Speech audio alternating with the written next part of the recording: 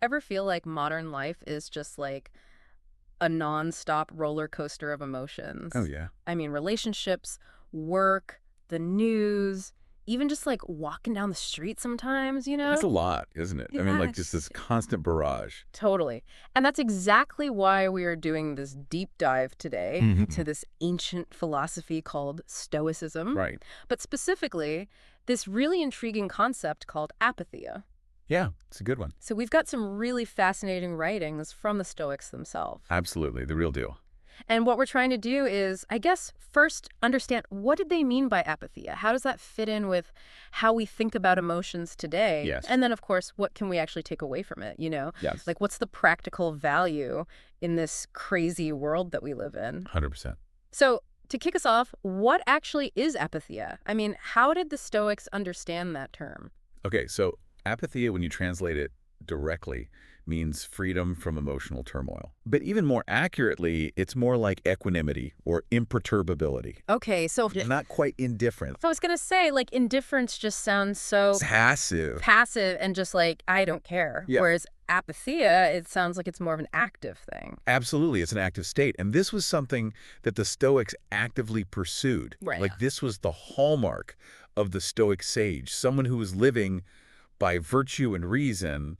And for them, passions, like anger, fear, excessive desire, grief, these sorts of things were seen as problematic because they were coming from flawed judgment. So it wasn't about like having no feelings at all. No, no, not at all. It was about not letting those feelings, rule you Okay. and really disrupt your inner peace. Gotcha. And it was all about recognizing, what is it that we control? Right. Primarily our will, our choices, our thoughts. Our reaction. And this was interesting because unlike, say, Aristotle, who was aiming for, this balance in emotions, this golden mean, as they call it, or Epicurus, who sought tranquility by minimizing pain and fear, the Stoics viewed apatheia as a consequence of living virtuously. Okay. So it wasn't the goal in itself. Interesting. And this idea of apatheia, I mean, it didn't just sort of disappear after the Stoics, right? No, not at all. So it pops up again in Neoplatonism Okay. and even in early Christianity. Huh. And it often signifies freedom from kind of these unruly urges, these desires, replaced by either, virtuous action or divine love. Interesting. So that core idea remained. It's a reasoned emotional balance that is very much tied to your moral principles, tied to your ethics. And I think that's really important because it distinguishes it from, say, apathy, Right. which we use in a very modern sense to mean, lack of feeling or interest. It's almost like, yeah, you just don't care. You just don't care. So think about it. The Stoic sage handling a crisis very calmly Right. versus an apathetic person just being like, whatever. Yeah, I see that. So it's not apathy. No. And you've also said it's not about just suppressing all emotions. No. So what is that key difference? Yeah, so it's also distinct from emotional detachment, which is where someone might try and avoid feelings altogether. Right. Okay. So the Stoics valued connection. They weren't these hermits sitting on top of a mountain. Right. They wanted to connect with others. But what they were aiming to do is manage those emotional responses through this lens of reasoned judgment. Okay. So it was about fostering that inner resilience. So apatheia is not about not feeling. Right. It's not about avoiding feeling. Exactly. It's about managing the feeling. Yes, managing. Okay, I see. Through reason. Gotcha. So as part of this, the Stoics believed that our emotions were actually linked to how we judge events. Absolutely. Yeah. They believe that we label events as good or bad, and that triggers our emotional response. Okay. But it's interesting because they even recognize that there were these good feelings, or eupatheiai, Okay. which they considered rational responses. So like joy in virtuous action. Yeah. Joy, caution when there's danger, wishing for good things to happen. Okay. But the key was preventing these initial feelings from escalating irrationally, Gotcha. because you can even have too much of a good thing. That's very different from what we hear a lot today, this idea of just like venting Yeah. as a way to kind of release negative emotions. Right, right. And I mean, some people say, it's cathartic, it's good for your mental health and helps build relationships. I mean, modern culture definitely encourages that a lot. Right. Like, just let it all out, express yourself. But even from a psychological perspective, the evidence suggests that while it might provide temporary relief, It doesn't actually decrease those negative emotions long term, and it can sometimes even intensify those feelings or strain relationships. Because you're kind of just stewing in it, right? Exactly. It's like, if you keep replaying a song, you're just going to know it better, right? Yeah. And the same thing with those thought patterns. And then it can also become a substitute for action. Like, well, I've vented about it, so I'm done. Exactly. I've done my part. But I think there is something to be said about this connection between the Stoic idea of managing your inner reactions Right. and modern therapy. Absolutely. Because that Stoic emphasis on controlling our judgments about events, that aligns really well with cognitive behavioral therapy, CBT, and this idea of cognitive restructuring. Interesting. And, the Stoics also were big on self-awareness, which we see again today with mindfulness practices for managing emotions. Yeah, absolutely. So instead of just venting, both Stoicism and modern psychology actually advocate for things like identifying your triggers, reframing your thoughts, using positive self-talk, and responding mindfully. So it's really cool how you can see the connection.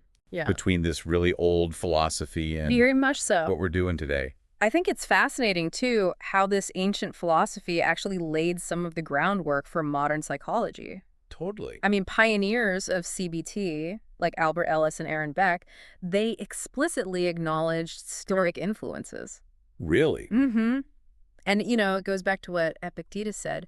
We are disturbed not by events, but by the views which we take of them. Oh, that's a good one. Right. And Marcus Aurelius has a similar quote. He said, if you are distressed by anything external, the pain is not due to the thing itself, but to your estimate of it. And this, you have the power to revoke at any moment. It's amazing how, thousands of years ago, they were already saying this. And it's that shared belief. Our emotions are determined by our thoughts, our beliefs, not the events themselves. So both Stoicism and CBT, they use this rational approach Yes. to deal with these difficult emotions. Yes. And it's all about challenging those automatic thoughts, those assumptions that we've made. So in a way, the Stoics were kind of doing their own version of cognitive restructuring. Absolutely, yeah. Yeah. Their practice of self-inquiry is very similar to how in CBT we challenge those negative thoughts. That's so cool. Yeah, and then there's that Stoic dichotomy of control, which is huge. Right. It's about focusing on what we can control, our thoughts, our actions, Mm-hmm. while accepting what we can't control, Mm-hmm. external events, other people's opinions. And that's a core principle in managing anxiety in both Stoicism and CBT. I see. And they're both aiming for that same goal, emotional regulation. Exactly, yeah.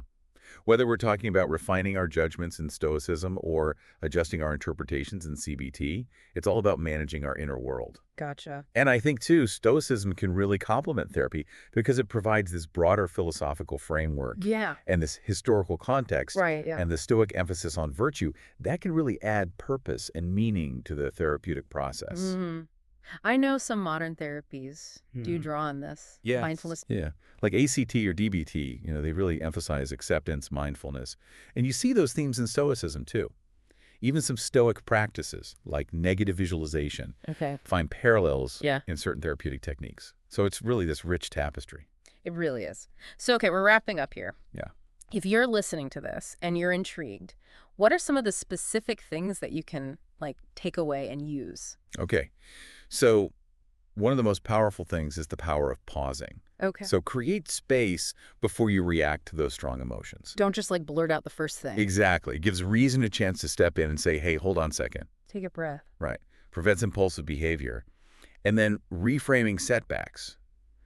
Instead of seeing those as huge failures, Yeah. try to see them as neutral or even as opportunities for growth, learning. And again, that links back to that cognitive reappraisal that we see in CBT. It's all connected, yeah. It is. It is. And then that dichotomy of control, I mean, it's so important, just reminding yourself, what's in my control? My thoughts, my actions. Right. And accepting what's not in our control, external events, what other people think. So a really good question to ask yourself when you're faced with those strong emotions, is this in my control? Yeah, that's a great takeaway. Yeah. So, I mean, it's so clear how this ancient wisdom can really be beneficial for our mental well-being. Very much so.